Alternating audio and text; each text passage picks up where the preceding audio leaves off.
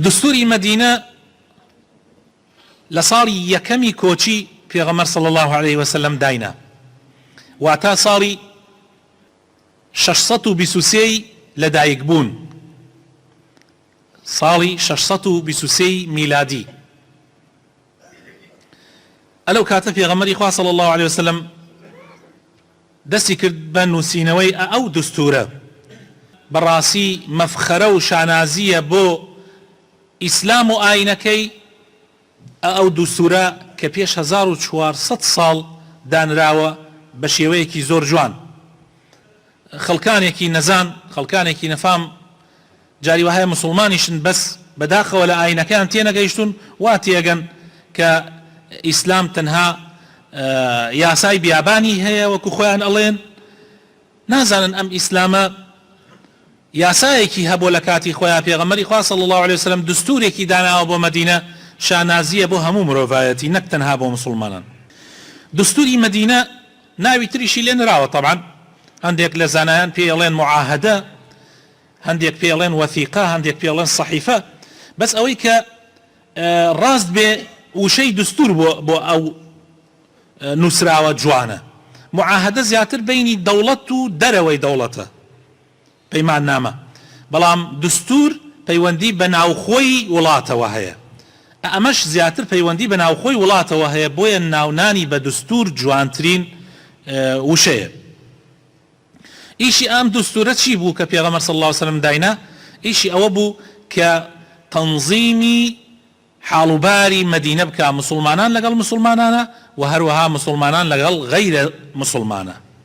یعنی لە مەدینەیە خۆشەویستەکانم مسلمانانی تیا ئەژیا کە بریتی بوو لە پێغەمبەر صلی الله عليه وسلم لەگەڵ مهاجرین و ئەنسارە، و لە هەمان کاتە لە مەدینەیە جوولەکەش سێ عەشیرەتی گەورەیان هەبوو، بەنو قوڕەیضە و بەنو نەظیر و بەنو قەینوقاع. ئەمە سێ عەشیرەتی گەورەی جوولەکە بوو ئەژیان لە مەدینەیە.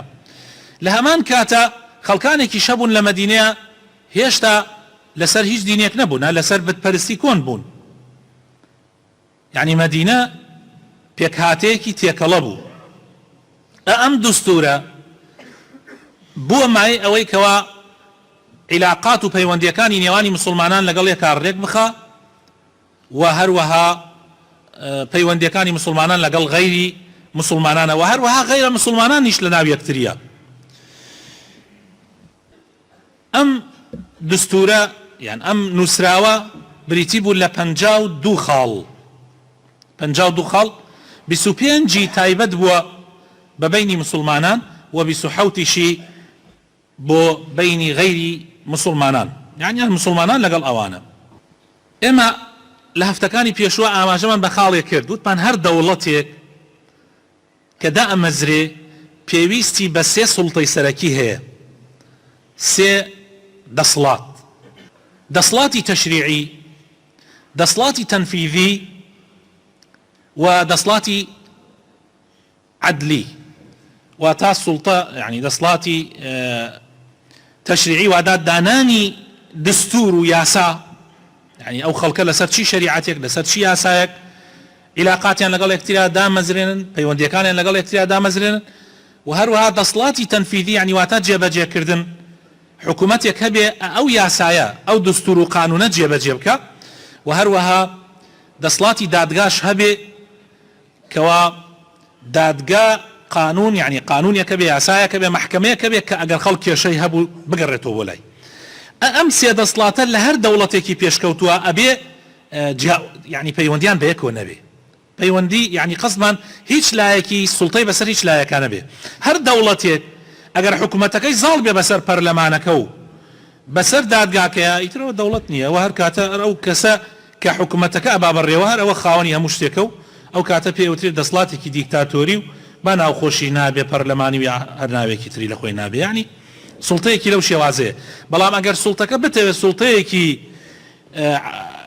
یعنی عادل بێ، پێویستە کە پەرلەمانی هەیە، پەرلەمان خۆی بۆ خۆی ئازاد بێ، سربەخۆ بێ لە دەرکردنی هەر یاسایەکە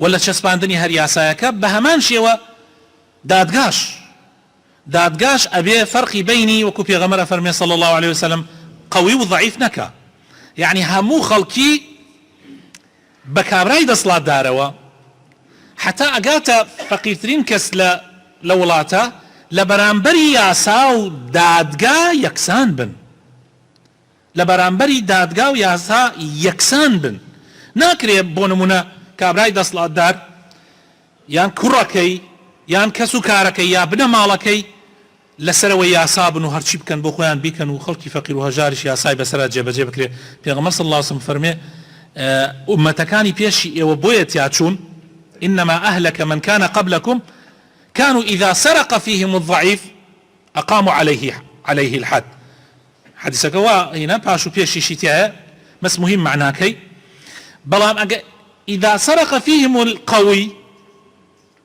او الشريف تركوه يترى منك بتي دروسك خوي ابي امانه ام فرقانه نمينه فرقي بيني قوره وبتشوك لبرابر ياسانه مني هر دولتك سركوتو اگر امسي سلطي سربخوبو او كاتا دولتك بيشكوتو بيغمر اخوا صلى الله عليه وسلم كهات مدينه لقل داناني ام دستوره هر سي سلطك دامزرع سلطي تشريعي كبريتيبو لقرآن لسنة كان في غمر إخوة صلى الله عليه وسلم ولا أوكو من الصحابشك أهل راويج بن لقل في غمر إخوة صلى الله عليه وسلم وسلطي تنفيذي كرسول بو صلى الله عليه وسلم خوي هلا صابة جيبا كردني ووكو رئيس دولتك كإساء قنا وكدروز بي وسلطي دادقاش أو كاتا دادقا همو بران بربا ياسا يكسان بون كابرايكي قريشي عشرتي في غمر صلى الله عليه وسلم دزي بكردايا في غمر إخوة صلى الله عليه وسلم أي فرموا أبي جابا بكري قورترين زلام كأبو بكر صديق باتا تكليفي بكردايا واسطي بكردايا يا إخوار دوا في غمر إخوة صلى الله عليه وسلم ترى أبو أفرمو أتشوى سر من بروا أي فرمو أجر فاطمة كتشي محمد دزي بكا أبي لسري ياسا جابا بكري تمام